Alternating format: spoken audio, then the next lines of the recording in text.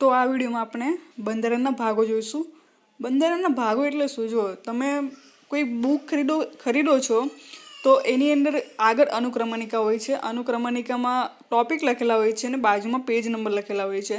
એ જ પ્રમાણે ભાગોનું કેવું છે કે આ તમારી સામે ભાગો આપ્યા છે અને એની સામે શું હોય છે, આપના અનુચ્છેદો આપેલા હોય છે કે સંઘ અને તેનું રાજ્ય ક્ષેત્ર છે. તો એની સામે અનુચ્છેદ 1 થી 4 આપ્યા હશે, એટલે કે 1 થી 4 અનુચ્છેદની અંદર સંઘ અને તેના રાજ્ય ક્ષેત્ર વિશેની જેટલી પણ જોગવાઈઓ હશે એ આ ભાગમાં આવતા અનુચ્છેદની અંદર કરવામાં આવી હશે. પછી છે નાગરિકતા. તો નાગરિકતાની અંદર 5 થી 11 અનુચ્છેદો આવે છે. તો એ જ કે નાગરિકતાની અંદર જેટલા અનુચ્છેદો આવતા હશે તેની અંદર નાગરિકતાની જોગવાઈ કરેલી હશે.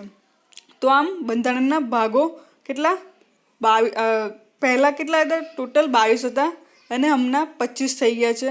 તો તમે મને કહેશો કે અહીંયા સામે તો તમે 22 જ લખ્યા છે, પણ તમે જુઓ ત્યાં 4 નંબરનો છે, ત્યારબાદ 4A આપેલો છે, પછી 9 નંબરનો છે, ત્યારબાદ 9AB આપેલો છે, અહીંયા 14 નંબર છે તો 14A આપેલો છે. તો આમ તમે ગણશો તો ટોટલ 25 થઈ જશે. તો ચાલુ કરીએ છીએ આપણે. આ તમને યાદ રાખવાનું છે કેમ કે ગમે તે રીતના પૂછાઈ જાય. તો પહેલું જે છે તે સંઘ અને તેનું રાજ્ય ક્ષેત્ર છે, એટલે કે યુનિયન એન્ડ ઇટ્સ ટેરિટરી. સંઘ અને તેનું રાજ્ય ક્ષેત્ર. તો તમે યાદ રાખી શકો કે પહેલાં શું આવશે? પહેલાં આપણો ભારત દેશ આવશે, તેનું સંઘ અને રાજ્ય ક્ષેત્ર તે ઇમ્પોર્ટન્ટ છે. તો પહેલાં સંઘ અને તેનું રાજ્ય ક્ષેત્ર આમ યાદ રાખજો. પછી સંઘ અને રાજ્ય ક્ષેત્ર થઈ ગયું, પછી શું જોઈએ? નાગરિકતા.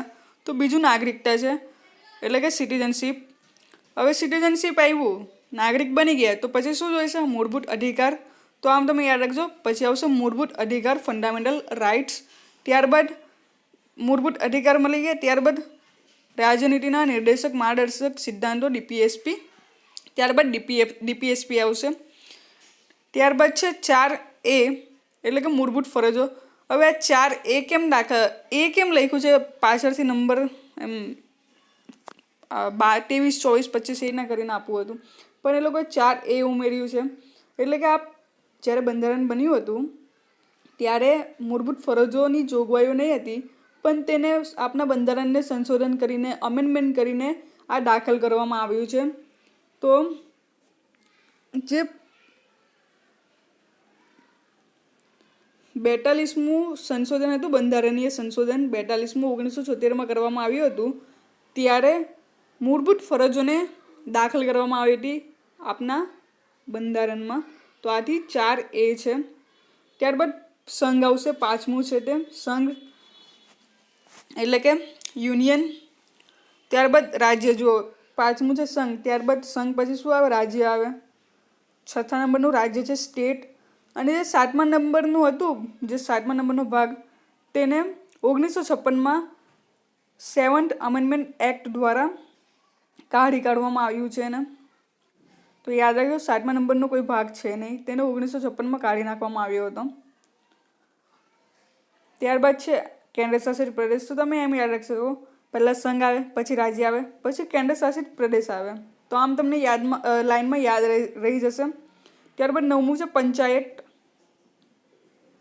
ત્યારબાદ 9માની અંદર 9A છે, 9B છે. તો આ પણ 1992માં દાખલ કરવામાં આવ્યું હતું.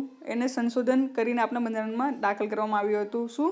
તો નગરપાલિકા, સહકારી સમિતિ અને પંચાયતો. યાદ રાખજો, પહેલાં પંચાયત, પછી નગરપાલિકા એટલે મ્યુનિસિપાલિટીઝ, અને પછી સહકારી સમિતિ એટલે કોઓપરેટિવ સોસાયટીઝ. તો આમ તમે યાદ રાખજો. ત્યારબાદ છે 10મું અનુસૂચિત અને આદિજાતિ વિસ્તાર. તો the scheduled and tribal areas. ત્યારબાદ છે relations between the union and states. 11મું સંઘ અને રાજ્ય વચ્ચેના સંબંધ.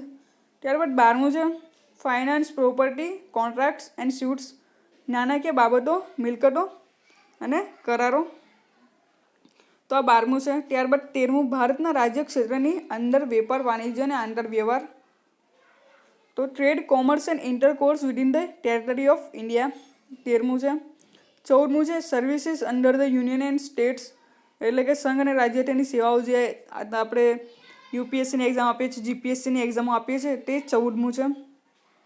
અને 14A જે છે તે ટ્રિબ્યુનલ છે. ટ્રિબ્યુનલ એક પ્રકારની કોર્ટ સેટઅપ કરવામાં આવે છે, તો એ ટ્રિબ્યુનલ કહેવામાં આવે છે. કોર્ટ સિવાયની જે સંસ્થા કોઈક સંસ્થા છે જેની અંદર કોર્ટ જેવી જ કાર્યવાહી થાય છે, કોર્ટનું બર્ડન ઓછું કરવા માટે ટ્રિબ્યુનલ્સ બનાવવામાં આવે છે, તે 14A છે. એના વિશે પણ આપણે આગળ જોઈશું, તમે ચિંતા નહીં કરતા. 15મું છે ચૂંટણી. 15માં ઇલેક્શન છે. ત્યારબાદ 16મું અમુક વર્ગ સંબંધી ખાસ જોગવાઈઓ, special provisions relating to certain classes. 17મું છે રાજભાષા એટલે કે ઓફિશિયલ લેંગ્વેજીસ. ત્યારબાદ છે 18મું ઇમરજન્સી એટલે કે કટોકટી અંગેની જોગવાઈઓ. તો તમે એમ યાદ રાખી શકો કે આપણે 17 પર ખતરા કહેતા હોઈએ છીએ, પણ 17 પર ખતરો નથી આવતો, પણ 18 ઉપર આવે છે એટલે કે ઇમરજન્સી. તો આમ યાદ રાખજો, 18 પર ઇમરજન્સી છે અને 17માં પણ રાજભાષા છે. 19મું છે તેની અંદર મિસલેનિયસ ટોપિક આપેલા છે. પ્રકીર્ણન ટોપિક એટલે અમુક ટોપિકો આપેલા છે જે એમ સ્પેસિફિક નથી કીધું કે આ વિષય છે. તો એ પ્રકીર્ણન મિસલેનિયસ 19મું. 20માં છે બંધારણમાં સુધારા કરવા બાબતો, અમેન્ડમેન્ટ ઓફ ધી કોન્સ્ટિટ્યુશન 20મું. ત્યારબાદ 21માં temporary transitional and special provisions, કામચલાઉ વચગાળા અને ખાસ જોગવાઈઓ. એ 22માં છે short titles commencements authoritative text in Hindi and repeals એટલે કે ટૂંકી સંજ્ઞા આરંભ હિન્દીમાં અધિકૃત પાઠ રદ કરવા બાબત. એટલે કે તમે જોઈ શકો છો પહેલાંના જમાનામાં ઠાકુર, રાયચંદ ને એમ મોટા એમ આગળ નામ લખવામાં આવતા હતા, જેના લીધે જે અમુક જે કોમન માણસ હતા જે આમ તે લોકોને નીચું ફીલ થતું કે ભાઈ આ લોકો ઘણા ઊંચા અમે નીચું. તો એમ આ બધી જે શોર્ટ ટાઇટલ્સ ને બધું છે તેને રદ કરવા બાબતેની જોગવાઈઓ આની અંદર આપેલી છે. તો આપણે આ જોઈએ બંધારણના ભાગો, અને આ યાદ રાખવાના છે. તમને યાદ રાખશો તો ઇઝી પડશે. આગળ અમુક જો તમને અનુચ્છેદ પૂછાઈ જાય તો તમે થોડુંક એમ કેલ્ક્યુલેટ કરીને પણ કરી શકો. તમને કેટલા અનુચ્છેદ યાદ રાખવાના છે? તમને જે ડીપીએસપી છે ત્યાર સુધીના અનુચ્છેદ યાદ રાખવાના છે.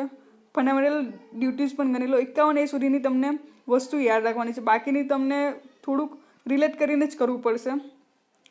અને તમે ચિંતા નહીં કરતા, હું બને ત્યાર સુધી તમારા જે પોલિટીના લેક્ચર છે પૂરા કરાવીશ. તો આ થયું ભાગો વિશે બંધારણના. આગળ આપણે બીજું જોઈશું. Thank you very much.